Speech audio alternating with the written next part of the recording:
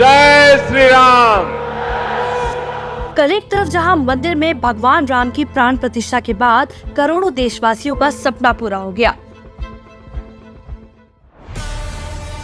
तो वहीं कुछ जाने पहचाने लोगों को ये बात हजम नहीं हुई कि मंदिर वही कैसे बन गया, और चिल्लाते रोते गिड़गिड़ाते बोल दिया कि भारत में अब सेक्युलरिज्म नहीं है। यदि विभीषण एक्स यानी कि ट्विटर देख पाते तो जरूर कहते, इसके पेट पर बाण मारिए प्रभु। मोदी विरोधी नेता पीट रहे छाती। बंगाल में दीदी का भतीजा अभिषेक बैनर्जी का कहना है कि वो नफरत के ऊपर बनी किसी चीज को नहीं अपनाएंगे। तो उनको याद दिला दे कि 2021 में बंगाल में विधानसभा के चुनाव के बाद 7,000 महिलाओं की इज्जत से खिलवाड़ हुआ था। हिंदू विरोधी दंगों के चलते 33,840 लोग बेघर हो गए थे और ना जाने कितने भाजपा CPIM के कार्यकर्ताओं की हत्या हुई। तो उस सत्ता को इन्होंने किस मुंह से गले लगा लिया था, जबकि दीदी की तो पूरी राजनीति ही नफरत और बेगुनाहों की लाश पर खड़ी है। क्या उन्हें ऐसी सत्ता से परहेज नहीं?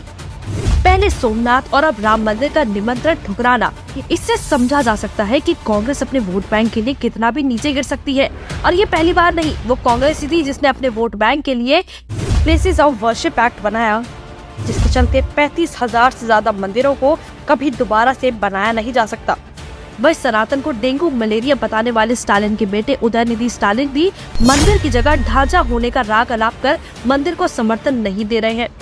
ये वही लोग हैं जो अपने राज्यों में मंदिर के फंड पर अपनी गंदी नजर गड़ाए बैठे रहते हैं, जिसने तमिल के 40,000 से ज्यादा मंदिरों पर कब्जा कर रखा है और अपने 4 सालों में मंदिर का 500 किलो सोना पिघला चुकी है।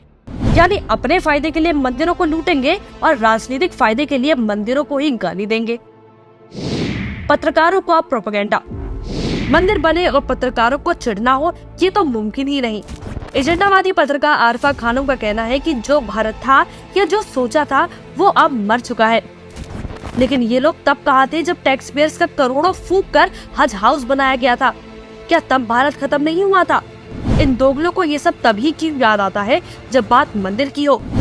वही राणा अयूब जैसे पत्रकार भी इसे सांप्रदायिक रंग देने में लगे हैं। लेकिन ये मानवता तब कहाँ थी जब राम मंदिर के लिए लड़ रहे कार सेवकों की आवाज दबाने के लिए उन पर गोलियां बरसा दी गई थी। उन बेगुनाहों का कसूर क्या था कि वो सिर्फ अपने रामलला को उनका मंदिर वापस दिलवाना चाहते थे? इन लोगों का दिल तभी क्यों पिघलता है जब बात इनके पसंदीदा धर्म की हो?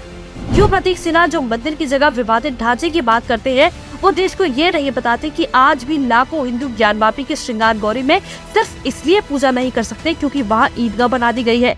अपने आराध्य की पूजा करने के लिए भी आज हिंदुओं को कोर्ट में लड़ना पड़ रहा है।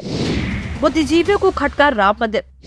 सबा नकवी और मिताली सरन जैसे बुद्धिजीवियों को प्राण प्रतिष्ठा का आयोजन राजनीतिक लग रहा है, लेकिन जब विपक्षी नेता चंद वोटों के लिए यात्रा करते हैं, मुफ्त की रेवड़ियां बांटते हैं और तो और बेतुके धरनों पर बैठते हैं, वो इन्हें राजनीतिक नहीं लगता। कोर्ट के फैसले के बाद मंदिर बनना तय था, लेकिन राजनीतिक रोटियां सेकने के लिए धरने और यात्रा करने में इन्हें राजनीति दिखाई नहीं देती। ये कैसा दोगलापन है? मीडिया को हुई चिढ़। मीडिया का एक तबका तो देश में उत्साहित जनता को दिखा रहा है, लेकिन कुछ मीडिया चैनल्स ने यहाँ भी एजेंडा ढूंढ निकाला। BBC अपनी आदत से मजबूत ढांचे पर मंदिर होने की बात पर अटका है, लेकिन वो ये क्यों नहीं बताता कि 500 साल पहले बाबर ने रामलला के इसी मंदिर को तोड़कर ये ढांचा खड़ा किया था।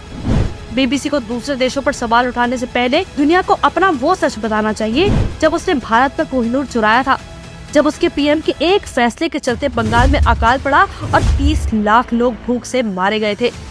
राम मंदिर पर सवाल उठाने वालों में सोशल मीडिया चैनल भी पीछे नहीं है, जिन्हें प्राण प्रतिष्ठा के दिन ही ग्लोबल हंगर इंडेक्स के आंकड़े याद आ गए, जबकि इस मंदिर से यूपी के टूरिज्म को 25,000 करोड़ की कमाई होगी। ये लोग तब क्यों चुप थे जब नेहरू से लेकर पूरा गांधी परिवार अलग अलग बंगलों में रह रहे थे, लक्षद्वीप में छुट्टियां मना रहे थे, तब इन्हें ग्लोबल इंडेक्स क्यों नहीं याद आया? यानी इन सब का मकसद साफ है, हिंदुओं के हित में कोई भी कदम हो उसका विरोध करना है। लेकिन PM मोदी हिंदुओं के साथ हैं और हमेशा रहेंगे। इनका झूठ या पाखंड इस देश में सनातन धर्म को चोट नहीं पहुंचा सकता।